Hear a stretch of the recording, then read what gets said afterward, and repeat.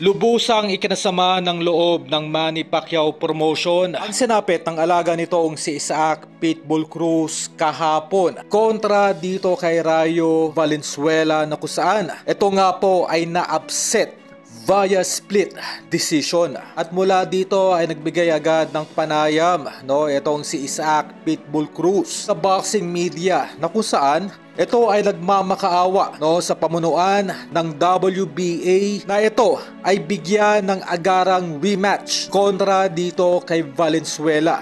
Ganun pa man, ito po ay malabo nang mangyari pa dahil itong si Valenzuela po ay number 1 contender sa nasabing division. Sa madaling salita ay wala pong rematch clause ang naging laban ng dalawa kahapon. At dito ay nababalita na magkakaroon ng malaking adjustment dito sa pamunuan ng Manny Pacquiao promotion. Kami po sa mga kaanak nitong si Manny Pacquiao ang naniniwala na kailangan ng baguhin itong nakasanayang setup ng Manny Pacquiao promotion na kung saan ito ay outdated na. Para po sa kalaman na lahat, itong training program na ginagawa ng Manny Pacquiao promotion para sa mga alaga nitong fighters na pag-iiwanan na kontra sa mga systematic at scientific training program na isinasagawa ng Japan maging ng Amerika.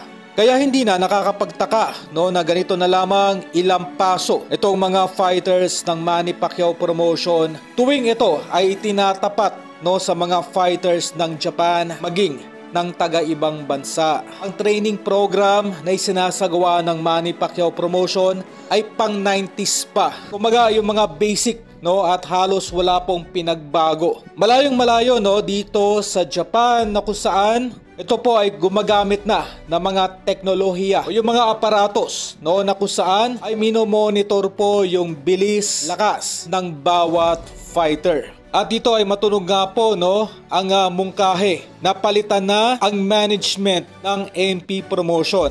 Alam naman natin lahat na itong si Sean Gibbons ang matagal nang tumatayong president ng nasabing promotion. Kumbaga kung sakaling mapagpasyahan na itong si Manny Pacquiao na palitan ang management ay baka po magkaroon ng improvement. Ay baka maisalba pa ang lumulubog ng promotion nitong si Manny Pacquiao.